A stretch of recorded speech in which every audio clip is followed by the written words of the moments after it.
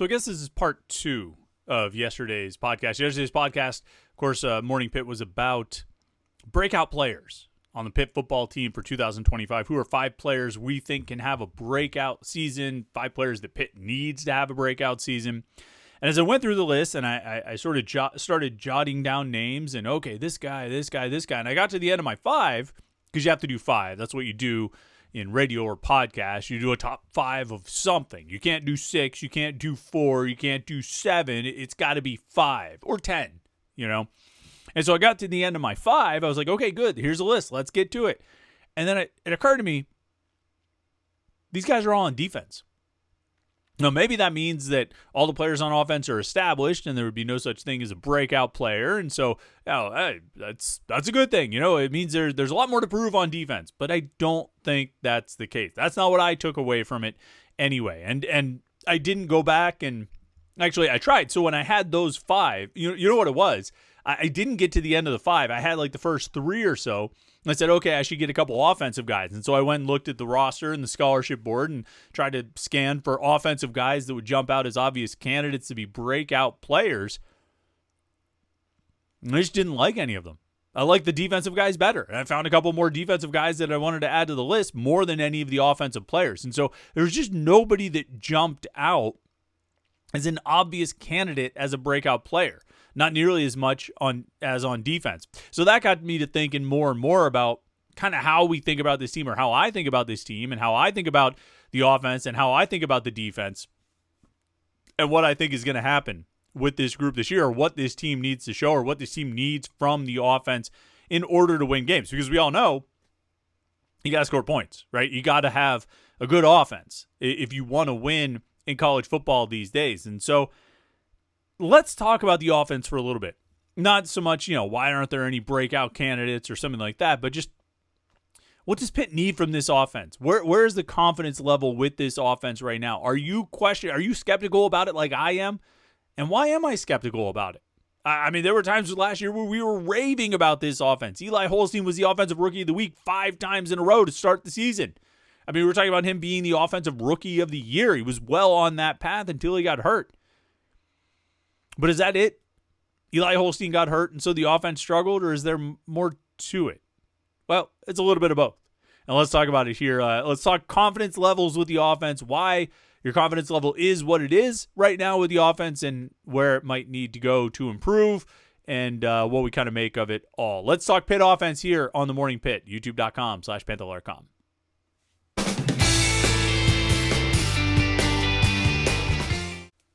Yeah, it's a Thursday edition of the Morning Pitt, youtube.com/Panther-Lair.com. I'm Chris Peak from Panther-Lair.com, hanging out with you today, talking a little Pitt football as we do. And we talk Pitt sports every day. This week, we've been talking Pitt football every day. This is our week of just getting back to some football talk, talking about, 5 players we're not talking about enough on Monday, talking about the top 5 position battles on the team on Tuesday. Yesterday, we talked about 5 breakout players. And today, we're talking about this offense, where the confidence level is, where it should be, and what it needs to do to get to the right level, right? If it's not there yet, if you're skeptical like I am, justifiably or not. And so talking a little Pitt sports, get you started with your day. Make sure you like this video and subscribe to youtube.com/Panther-Lair.com. That way you don't miss any of our Pitt video content here on YouTube. We have our daily Morning Pitt videos like this, Monday through Friday, every day of the week, to get a little Pitt sports talk for your day to get started. And then, of course, our weekly live show. We do it usually every Wednesday night at 8:30 p.m. Didn't do it last night. We did it on Tuesday instead due to a schedule change. You say, oh, man, you can't change your schedule. You got to be consistent so the listeners and the viewers know what to expect. And you're right. But every now and then, we got to switch the schedule up a little bit just to accommodate different scheduling conflicts and things like that. And the way to make sure you don't get left behind when we make changes like that is to subscribe to youtube.com/Panther-Lair.com and turn on your notifications. That way you won't miss any of our Pitt video content. So click the subscribe button. It's right down there in that yellow .com box. There's a little subscribe button. Click that thing, and then also hit the like button as well. We appreciate it for sure. So let's talk about Pitt's offense last season. They averaged 32.9 points per game, which is actually really good. In Pitt's handy-dandy media guide that lists a year-by-year offensive production going back to 1970, according to this, Last year was the 11th time since 1970. So over the course of 55 seasons, Pitt has averaged more than 30 points per game just 11 times, last year being number 11. And there have only been a handful of times that they've averaged more than the 32.9 points per game they averaged last year. In 1977, they averaged 35.7 points per game. That's pretty impressive. 2016, they averaged 40.9 points per game. 2021, they averaged 41.4 points per game. This is the only other times since 1970 they've averaged more points per game than they averaged last year.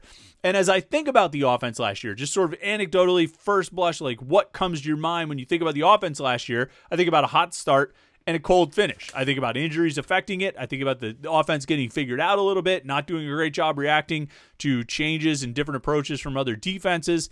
And overall, a unit that showed a lot of promise, personnel-wise and schematically, maybe didn't live up to it and capitalize on it all the way through over the course of 13 games.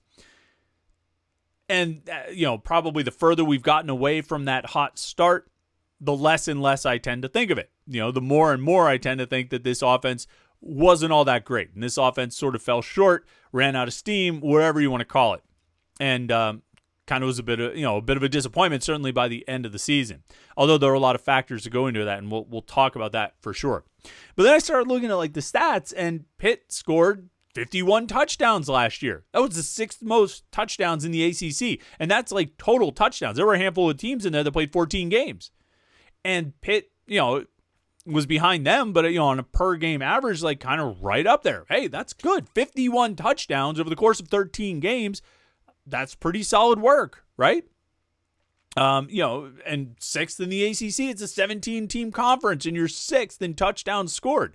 That's pretty good, right? Well, we have to start slicing that up a little bit. We have to be Phaedrus out here and cut down, start carving things up, because it's not that simple. Because you start adding context. Just like there's context with the injuries and Eli Holstein and Branson Taylor and all this kind of stuff, there's context within those numbers. 51 touchdowns, 32.9 points per game. Well, yes and no. Because 6 of those 51 touchdowns were defensive or special teams touchdowns. It's funny that when I mentioned the 2016 season, they averaged 40.9 points per game. One of the highest scoring seasons in Pitt history. Well, of course, they also had 6 return touchdowns. Quadri Henderson was an All-American that year for his work in the kick and punt return game. And so it's not entirely a matter of they just scored that much. They scored a lot. There's no question about it. But there's a little bit of context there. So last year's team had 6 defensive and special teams touchdowns. So now instead of 51 touchdowns, they had 45 in 13 games. That's still not bad, right? That's better than, 4 touchdowns per game. Better than 4 touchdowns per game. You take that. If you can score, I often make sort of a cutoff there. If you can get 28 points, or above, you probably play. If you can get 28 offensive points, get 4 offensive touchdowns or better, right? If you can add a field goal on to get into the 30s, you should have a pretty good chance to win just about every game.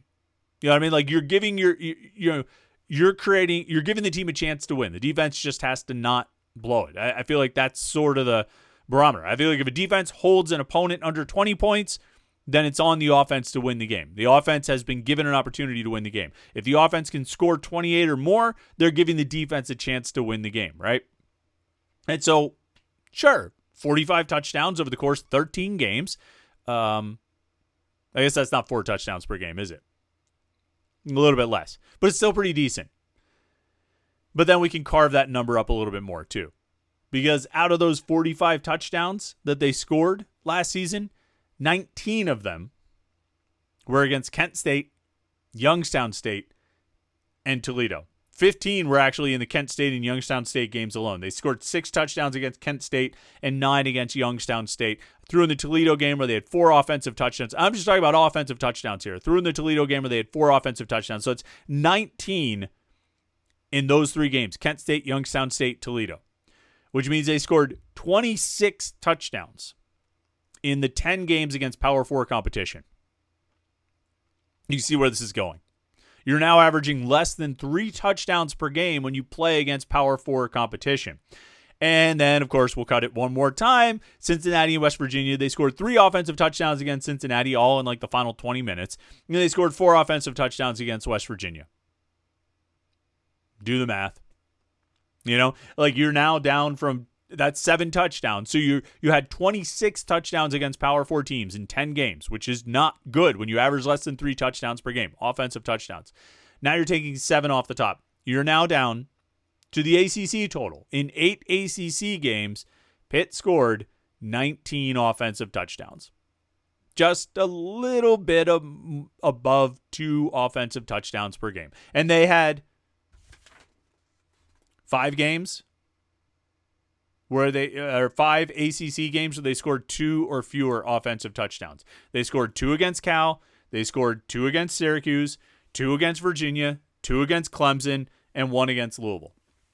You know the records, right? They were 2 and 3 in those 5 games. And we can get even more like nitpicky. We can talk about the Cal game, which they won 17-15, and that game included a long run from Desmond Reed on 4th and 1 to score a touchdown, which that's an offensive touchdown that counts, but it also included a missed 40-yard field goal by Cal's kicker in the final 2 minutes of the game. Now, a win is a win. All you have to do is score 1 more than the other guy, and in that game they scored 2. But we can't realistically sit here and say the offense played well enough to win that game. I'm not going to hold it against them, but there's 2 different conversations. Did they win the game? Yes. Did the offense play well enough to win the game? No. And you can look at that, you could say that the Syracuse game is a weird one. They only scored 2 offensive touchdowns in that game. Obviously, they got 3 defensive scores.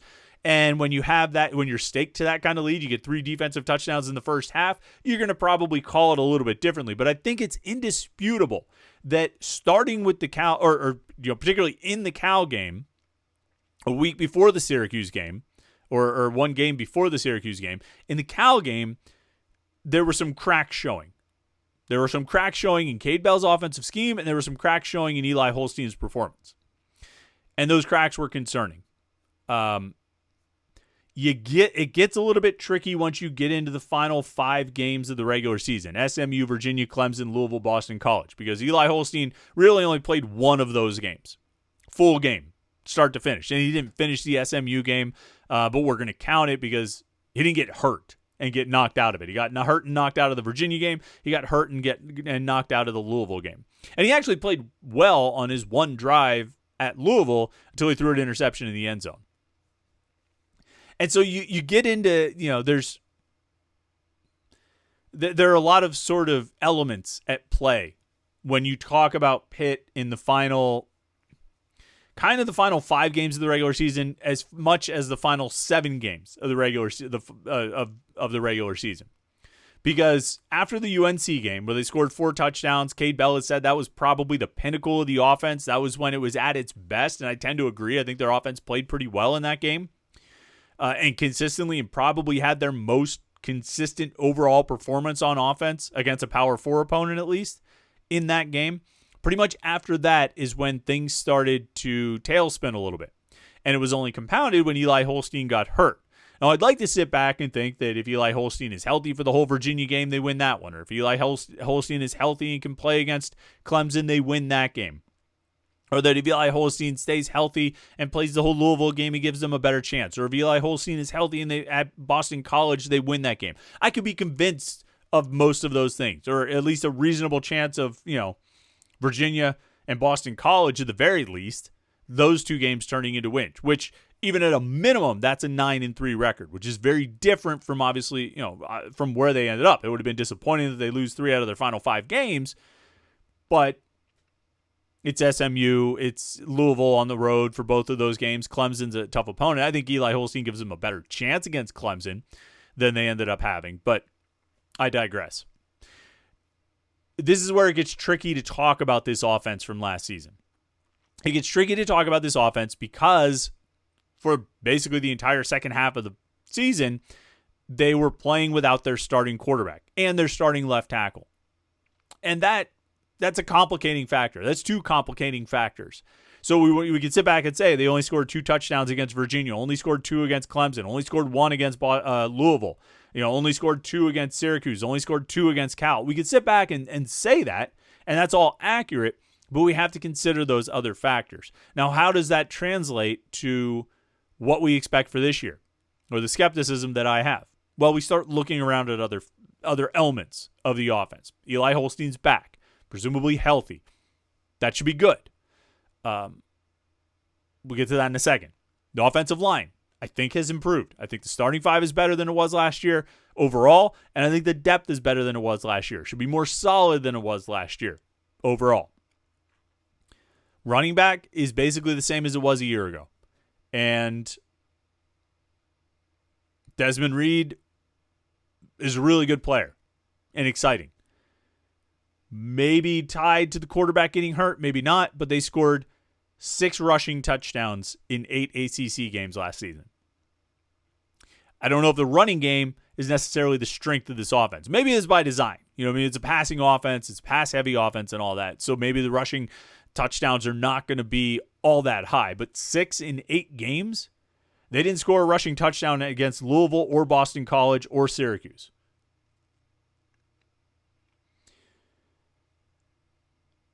And they didn't really change anything in that running back room. Didn't bring in any transfers. And they have some freshmen that they're probably going to have to rely on. And we've talked a lot about running backs and the running back room and what we think of the running backs. But the reality is it's virtually the same room without Daniel Carter and probably without Derek Davis for a while because he got hurt. But both of those guys were kind of non-factors in the offense last year. Anyway, it's... and without Rodney Hammond, who, again, was a non-factor. It's Desmond Reed, it's Juelz Goff, it's freshmen. And that's what they're working with this year. Can that group produce better than they did a year ago? Some of that will be tied to the offensive line. Some of that will be tied to the offensive play calling. Some of that will be tied to the success of the passing game and whether it opens up opportunities for the run. But as it stands, as I said here, looks about the same. Wide receiver. Did they get better this offseason? They added guys. They added 3 transfers, 2 of which are even still on the team. And they added 3 freshmen. But they lost their leading receiver, their best receiver last year, Konate Mumfield. He's in the NFL now. And, 2 of their top receivers last year are hurt or were hurt during spring camp. And we'll see when they're back and ready to be able to participate. And they didn't really play at that high of a level to begin with. I was looking at the wide receivers in the ACC last year who had at least 50 targets. Raphael Williams was pretty consistently near the bottom in, yards per catch, yards per route run, yards after the catch, missed tackles forced, reception percentage. He was under 50% receiving on his targets. Kenny Johnson is going to be the wide receiver 1 here, as he should be. And he should see an uptick in targets. He should have seen an uptick in targets last year, but it didn't happen. We're sort of banking on him being much better and much more productive with more opportunity. But that's a projection, not exactly based on a history of production. And we're also projecting something for Deuce Spann and something for Kateris Blue Hicks. Neither one of those is based on production because neither one of those guys has really done much in his career. And so I don't mean to say that they can't be good, but in that oft-used phrase, we're sort of expecting all of these wide receivers to do things they've never done in their career. It doesn't mean they're not capable of them. It just means when we talk about breakout candidates, we're sort of projecting all of them. Like Pitt needs all of them to be breakout candidates and breakout players. Like all of these guys. Kenny Johnson, Raphael Williams, well, maybe not Williams and Sincere Lee, but Kenny Johnson, Deuce Spann, Blue Hicks, the freshman, Zion Fowler-El, Tyreek Robinson, all of these guys, Pitt needs all of them. Or 4 out of 5 that I just mentioned, 5 out of 6, however many I just said, 7 out of 8. I think it was 8, right? Right. Johnson, Spann, Hicks, Robinson, Fowler-El, and the 3 freshmen. So that's 8. Pitt needs like 6 out of 8 of those guys or 5 out of 8 of those guys to have career years this year. Which could happen. Like, it could. It's possible. But when you find yourself counting on that many guys having career years, I think you're setting yourself up for trouble. Because it's just not likely that many guys are going to have breakout seasons. It's not impossible, but there's just, it needs to happen before you believe that it's going to happen, right? So it's a tricky situation with this offense. I think Cade Bell is a really smart offensive coach. I think he's got a really good system. I think you saw it, how it could be at its best at points last season. But I think Cade Bell has a learning curve as well.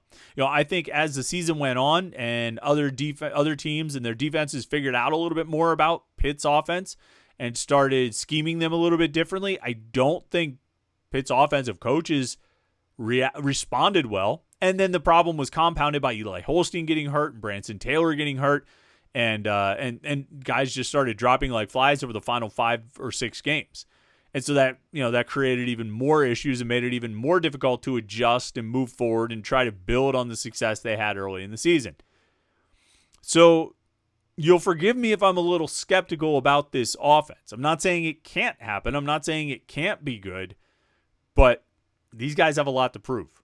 And we didn't even get into the conversation about Mason Heinschel and Cole Gonzalez and how that all is going to play out at the quarterback position. But we have a lot of time to talk about that stuff. Actually, I have a feeling we're going to talk about the quarterbacks a lot next week because, well, just have a feeling that we are. Anyway, mailbag tomorrow. Here on the Morning Pit, we got our Morning Pit mailbag. If you want to ask a question, go to the message boards at Panther-Lair.com.